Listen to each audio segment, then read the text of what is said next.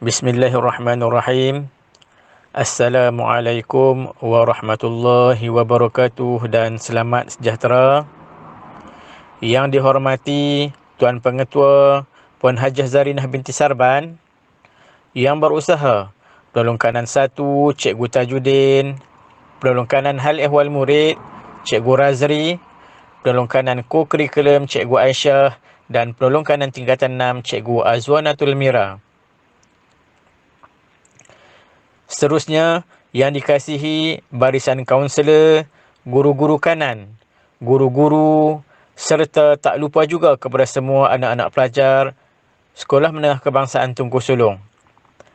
Harapan saya, semoga semua warga SMKTS berada dalam keadaan sihat walafiat walaupun kini kita sedang belajar ataupun pengajaran dan pembelajaran di rumah kerana kini negara sedang dilanda wabak COVID-19 yang agak serius.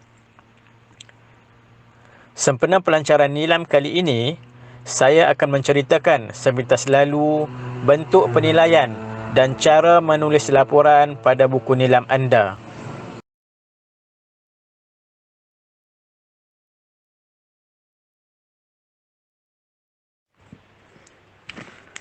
Cuma sekarang, setelah anda semua membaca, awak semua perlu tahu ataupun kena tahu pula cara-cara membuat pengisian di dalam buku nilam dan bentuk pembahagian mata ganjarannya. Saya harap guru-guru mata pelajaran nilam juga tidak terlepas pandang supaya mengambil tahu cara pengisiannya, dan yang paling penting para pelajar sudah semestinya wajib tahu caranya kerana pelajar bebas membuat pengisian sama ada di sekolah ataupun ketika berada di rumah. Awak semua boleh merujuk slide yang disediakan sambil saya akan cuba memberi sedikit penerangan. Bahan bacaan terdiri daripada dua jenis ataupun dua bentuk, iaitu bahan buku dan bahan bukan buku. Awak tengok pada carta alir bahan bacaan. Bahan bacaan buku berbentuk fizikal dapat dilihat, disentuh atau dipegang dan realiti di depan mata. Manakala e-book ataupun bahan bukan buku adalah berbentuk tulisan yang dapat dilihat melalui mata kasar, dengan menggunakan telefon mudah alih ataupun komputer, dan lebih jelas lagi adalah bacaan secara maya di internet.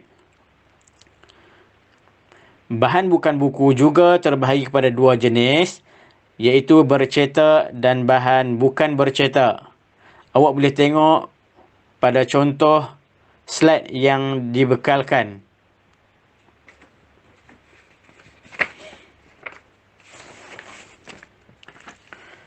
Seterusnya, awak lihat pada contoh pengisian ke dalam buku nilam, iaitu bacaan buku.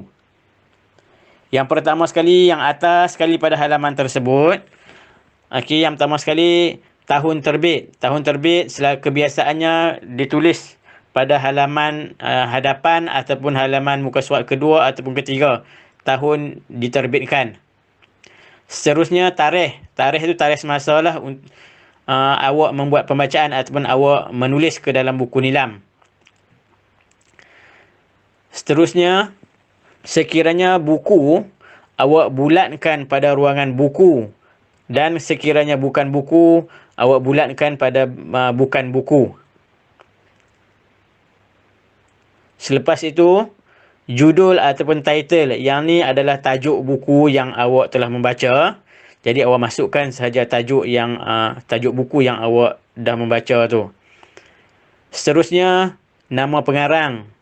Nama pengarang ni kalau dekat buku dia memang ada tulis. Dekat kulit hadapan ataupun muka surat kedua, ketiga macam tu memang dia adalah bahagian penerbitan dia. Seterusnya, penerbit. Penerbit ni adalah syarikat pengeluar buku. syarikat pengeluar buku. Okey, alamat URL. Alamat URL ni kalau buku awak tak perlu masukkan pun tak apa. Kalau ada boleh juga masukkan. Tapi kalau buku selalunya kita masukkan nama penerbit saja. Alamat URL ni lebih kepada bahan bukan buku. Okey, seterusnya di bawah tu pula dia ada tulis buku. Okey, bilangan muka surat buku tadi. Bilangan muka surat buku tu awak tengok pada buku yang awak membaca lah. Tengok halaman terakhir tu ada berapa bilangan muka surat dia. Contoh di sini dia bagi bilangan muka surat dia ada 222 muka surat. Jadi cara nak tanda kod dia, okey, cara nak tanda kod dia, awak rujuk balik dekat depan buku nilam tu. Okey, dekat depan buku nilam tu dia ada bahagian mata ganjaran. Okey, bahan buku. Okey, sekiranya muka surat tadi ni 222, okey, dia akan berada pada halaman ataupun pada M1.50. Maksudnya muka surat 151 ke atas, okey, dia akan dapat mata ganjaran 50 lah. M1, okey, kod dia 50 tu adalah 50 mata ganjaran yang yang dapat kepada pelajar tersebut lah yang membaca. Okey, seterusnya rumusan. Rumusan ni pelajar diminta kena tulislah sikit rumusan apa yang dia baca secara ringkasnya berdasarkan ruangan yang dia bagi yang kotak kecil tu. Bagilah peristiwa-peristiwa utama lah ataupun cerita-cerita yang kita kata menjadi ketunjang kepada jalan cerita dalam buku tersebut. Seterusnya aktiviti pengayaan. Okey, aktiviti pengayaan.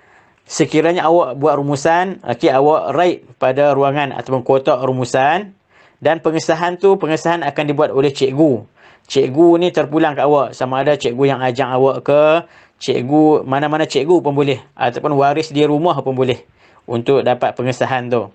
Okey, amali, saya rasa kalau awak buat rumusan, amali mungkin bergantunglah. Kalau cikgu suruh awak buat amali, okey, kalau perlukan amali baru awak buat. Kalau tak buat, awak tak boleh tanda lah dekat situ. Melukis, okey, yang ni melukis, kalau awak buat rumusan tu awak buat dalam bentuk lukisan, boleh juga awak tandakan pada ruangan melukis. Tapi kalau awak buat rumusan, mungkin awak tak buat dah lah melukis tu. Okey, mengeja, kurang sesuai. Okey, lakonan. Lakonan ni kena tengoklah bentuk buku yang awak membaca. Kalau ada kadang-kadang tu cikgu suruh buat lakonan semula untuk pentomen ataupun persembahan lah. Okey.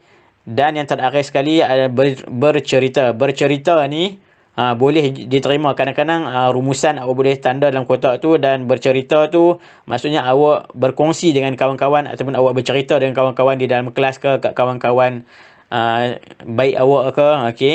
Jadi kalau awak bercerita, awak write pada ruangan ruangan bercerita itulah, dan pengesahan akan diberi. Awak boleh minta pengesahan sama ada dengan ibu bapa ataupun guru-guru di sekolah, yang siapa-siapa pun tak apa.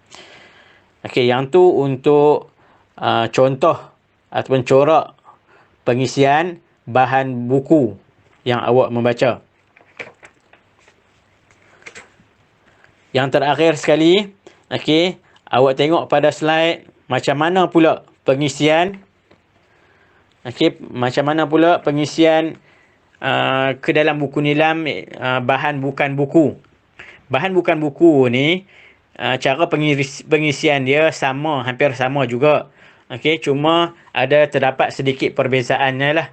Okey, dari segi tahun terbit, okey, awak boleh lihatlah kalau awak ambil di internet, awak dekat internet tu dia ada tulis tahun diterbitkan. Okey, selepas tu tarikh awak buat pengisian buku nilam tadilah, ataupun tarikh awak membaca, boleh diterima saja. Okey, dekat bahan tadi ni, kalau buku awak bulatkan pada ruangan buku. Okey, sekarang ni bukan buku, awak bulatkan pada ruangan buku. Maksudnya selain daripada buku lah yang awak membaca. Okey, di bawah tu ada judul ataupun title seperti biasalah. Yang ni tajuk keratan ataupun kita kata rencana ke. Okey, selain daripada rencana bahan-bahan bacaan yang bukan buku, okey, dia mesti ada tajuk yang awak akan baca ataupun yang awak dah membaca. Okey, nama pengarang. Sekiranya awak baca daripada internet, awak tengok dekat situ dia tak tulis nama pengarang, awak boleh abaikan. Okey, tetapi dekat penerbit tu awak kena tahulah. Okey, awak dapat sumber tu daripada mana. Okey, contohnya kalau di sini dia bagi Kementerian Kesihatan Malaysia, sebab yang ni bentuk ataupun kita kata piramid makanan lah, piramid makanan sihat. Jadi dekat situ dia ada tulislah Kementerian Kesihatan Malaysia. Dan satu lagi, yang ni kalau bahan bukan buku, awak baca di internet, okey, awak perlu tulis alamat URL yang dekat atas tu, alamat URL tu. Okey, contohnya di sini http, okey, titik bertindih, siapa palang dia www dan sebagainya lah, awak salin je lah kat atas tu. Okey, lepas tu bilangan muka surat. Okey, kalau buku, awak bukan buku, awak abaikan kotak tu, awak ambil kotak sebelah, awak tanda dekat bahan bukan buku. Bahan bukan buku ni dia ada G1, G2, G3, G4 dan G5. Yang ni bergantung kepada bahan bukan buku yang awak membaca. Ya, cara nak tanda dia juga sama ada nak tentukan G1, G2, G3, G4, G5, awak boleh rujuk juga dekat buku nilam tu, muka surat 5. Okey, muka surat 5 bahagian C. Okey, dia tulis mata ganjaran bahan bukan buku. Jadi contohnya awak tengoklah, kalau jurnal dia bagi G5, maksudnya 5 markah. Okey. Yang keduanya laporan, dia bagi G4 ataupun majalah, jadi 4 markah, dan turut semakin kurang lah. Okey, kalau risalah, brosur, artikel dan peta cerpen, yang tu G3, 3 markah. Okey, katalog ataupun manual pengguna ataupun buku scrap ataupun buletin, yang tu G2, maksudnya 2 markah lah. Okey, carta, poster, komik, yang ni G1. Okey, adalah 1 markah yang dapat mata ganjaran kepada awak. Okey, yang tu bahagian-bahagian pembahagian markah bacaan bahan bukan buku. Okey, dari segi rumusan dia, okey, tadi awak dah bulatkan dekat G berapa yang awak perlu dapat, bergantung kepada rujukan awak lah dekat dekat kulit muka surat, dekat muka surat 5 tadi ni. Seterusnya dari segi rumusan, okey, dekat rumusan tu awak perlu juga membuat sedikit rumusan, sama ada awak nak lukis macam contoh yang diberi tu, okey, dia lukis balik piramid makanan, ataupun awak nak mencerita dalam bentuk ayat pun boleh diterima juga. Okey, kalau di sini dia melukis, okey, aktiviti pengayaan dia melukis. Jadi dia perlu tanda rate dekat ruangan melukis. Dekat rumusan dia tak perlulah tanda sebab dia tak buat rumusan kan. Okey, dia hanya melukis piramid makanan. Lepas tu amali tak ada. Okey, mengeja saya rasa tak perlu sebab di peringkat sekolah menengah. Okey, lakonan sekiranya perlu bergantung pada bahan bacaan awak. Bercerita ni aktiviti pengayaan kalau awak share dengan kawan-kawan. Maksudnya awak bercerita dengan kawan-kawan di dalam kelas ke, ataupun kawan-kawan berdekatan dengan awak boleh cerita. Maksudnya di situ pengayaan, kalau awak melukis dan awak bercerita, awak boleh rate kedua-dua kotak tersebut dan minta pengesahan kepada guru ataupun waris lah. Okey, guru ni kalau di sekolah, guru-guru mana pun boleh. Okey, kalau di rumah, mak ayah awak lah. Okey, yang bawah sekali jumlah bilang keseluruhan tu, yang tu awak abaikan sebab yang tu guru akan buat pengiraan jumlah pada akhir nanti. Okey, saya rasa yang tu saja yang saya boleh kongsikan bentuk ataupun cara untuk awak menulis ataupun menulis bahan bacaan buku ataupun bukan buku ke dalam buku nilam awak. Sekian. Terima kasih.